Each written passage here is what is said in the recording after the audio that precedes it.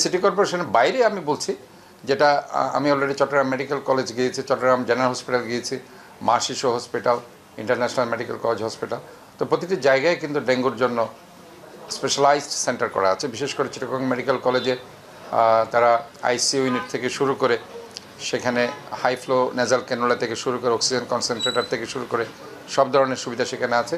Chittagong general হসপিটালও প্রাথমিকভাবে কিছুটা সমস্যা থাকলেও পরবর্তীতে তারা সেগুলো ঠিক করেছে, তাদের ভেন্টিলেটরগুলো এবং হাই ফ্লো নেজাল ক্যানুলাগুলো। সোফার আমি মনে করছি যে ডেঙ্গুর জন্য যে ফেসিলিটিসগুলো এনশিওর করার কথা সেগুলো অলমোস্ট প্রতিটা ইনস্টিটিউশন করেছে।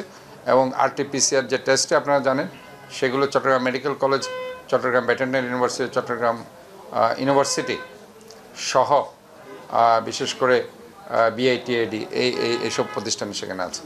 এবং বিশেষ করে এখন মা শিশু হসপিটাল, বিভিন্ন প্রাইভেট ক্লিনিক্যাল ল্যাবগুলোতে কিন্তু এই আরটিপিসিআর হচ্ছে।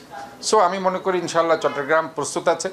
তবে মেইন যে কথাটা সেটি হচ্ছে প্রিভেনশন সবসময় বেটার দ্যান কিউর।